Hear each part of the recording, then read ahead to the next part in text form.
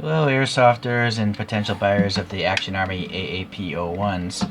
So both of these guns have failed now. This gun failed first, and then I went and bought the compact, and 2 weeks ago it failed. So I published this review back on February 9th of 2023, and the compact on August 29th of the same year. So the internet tells me that was 97 weeks ago, so I'm going to do some quick math here. 97 weeks. This failed two weeks ago, so I'm going to minus 2 weeks for that. And then I took 6 months off of that time period, so I'm going to minus 24 for those 6 months. So I played 71 weeks, only one day, but I play 6 sets or so a day, so I'm going to multiply that by 6. And then I play around 300 rounds in each of those sets. So across these two guns, I've played maybe 130,000 rounds or so, if I divide that by 2. So you might get around, I may have gotten around 64,000 rounds out of each of these pistols or so.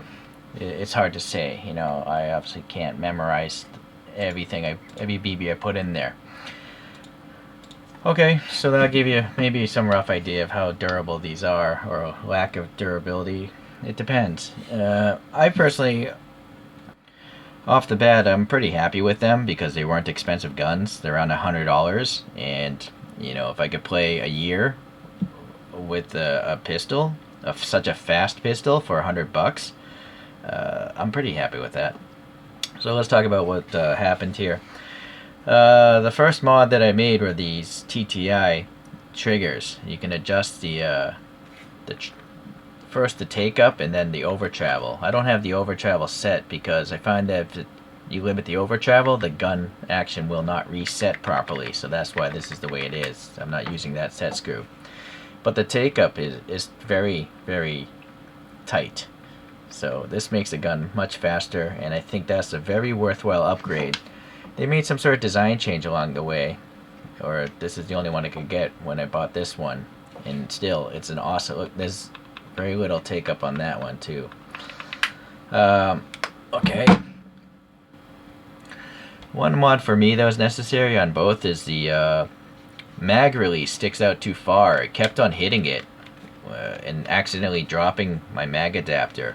I run these on HPA, by the way. I found that gas cartridges just are not my thing. I find them annoying to load, and they're only good for like 1.5 magazines, so it's kind of not even, it's also a waste of gas. So HPA, I think, is the way to go. Also, gas magazines, if you shoot them too fast, they just start to dribble out because the gas can't expand fast enough. Okay, so another thing, if you're totally unfamiliar with this gun, is since this is a plastic upper, if you tighten these screws here for this rear sight too much, it's gonna affect the shape of this roundness, and then the action won't slide back properly. So you don't want to tighten those too much. If you did, you'd also strip out probably the hole because it's a plastic hole. I'm taking this off because I'm going to take the action out. The first thing that actually failed on this pistol, on both pistols in fact, is this piece here. I think that might be the slide catch, but I don't know, leave a comment. All I know is both of them are cheap metal, and they're the first things to break. The second thing that broke on this one was the hammer. So both of these are stainless steel. And technically this gun will fire. The problem with this gun is it goes full auto very often. So I gotta take out these screws here, I think. Sorry, I lost focus. I can't hit the screen. I got only 2 hands.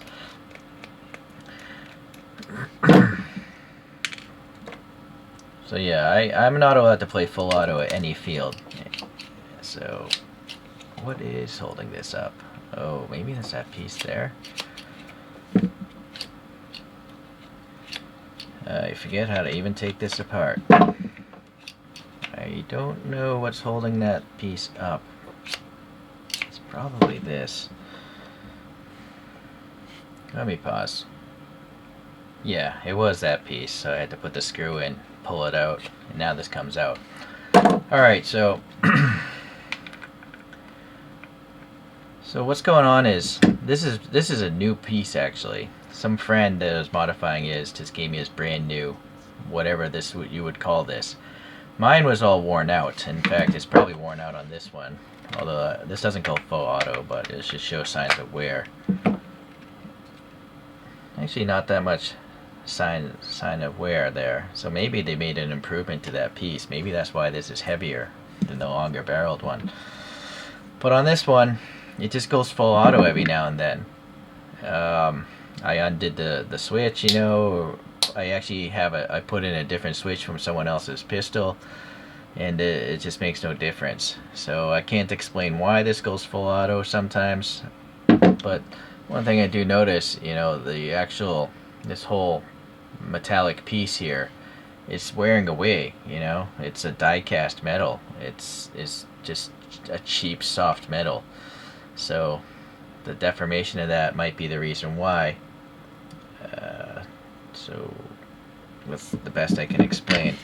I'll see what other... Down here it's all pretty intact, it seems. But yeah, I just gave up trying to mess with this after replacing so many parts. I've taken this thing apart several times, replaced the springs and all that stuff. But it still goes full auto. So gave up on that one. And then, yeah, I'm actually surprised this lasted as long as it did, just based on the history of the long one. But this one just doesn't cycle. Sometimes it'll just stay open without any... See? This isn't even up. And it just, there's some sort of deformation going on inside of there. And for several months, I would just play, even though this stays open. It's fully lubricated. I use silicone oil, you know, from an aerosol can and get it all in there. But it's just I think the cheap metal is deformed enough. So looking at this one, it's definitely seems to be more worn out. I don't know. This one's all this whole area is polished away. But yeah, it's worn out here and here mostly that I can see. Well, there's also some... No. Well, yeah, there is some deformation going on here. It's not black anymore, whereas this side is still black, so... But this one doesn't go full auto, and I think it has to do with this piece here, which still looks pretty new. There's no discoloration there. But something else has gone wrong. But I will say, in hindsight, this is not a good pistol, I think, to purchase. This barrel being so short, no matter how much air you put into the gun, it just won't shoot faster than like 320, 330 FPS. All my fields play 350.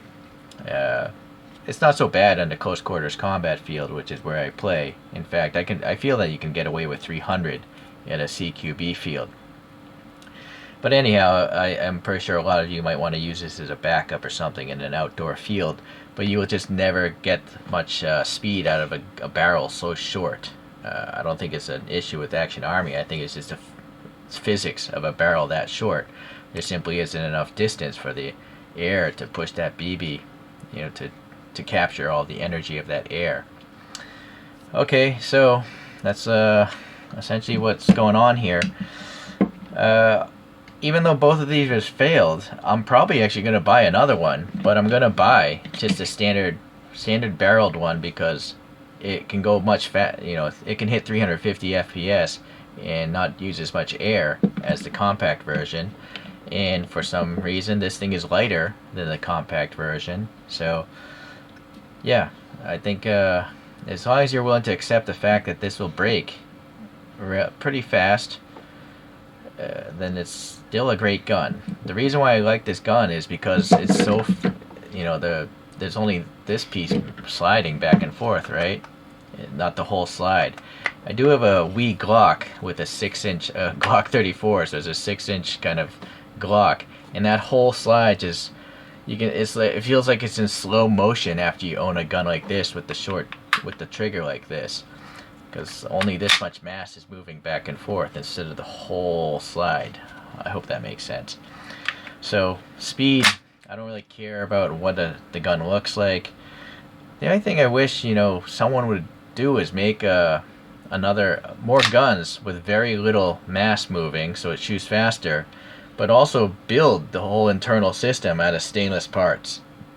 I'd be happy to have a gun heavier than any of these things as long as it was more durable, and I'd be willing to pay twice as much money. If Action Army, for some odd reason, you actually see this video, if you make one of these guns with all stainless steel internals, sell it for twice the amount of money, at least I would definitely buy it for sure. And maybe others would too, just to have, you know, we'd have to have a little more weight. But if the gun never breaks, it's worth it to me. But I do question, you know, how many people stay in Airsoft. It's a very painful game. So I bet a lot of people, you know, they come and within a few years they bail out, because I'm covered with welts all the time. Here's one right here, and I wear armor. I might do a different video on the armor that I've modified over the past few years. Alright, so that's it for today. It's still a great gun. I like it. I'm probably going to get another one. Unless someone can tell me of another cheap gun or a reliable gun that shoots just as fast as this. I don't mind buying a $400, $500 pistol, but I want to know that it's going to last 5 to 10 years. This gun, it only lasted, I guess, a year, somewhere in that ballpark, but it only cost $100. So that's why I accept it. Okay, thanks. See ya.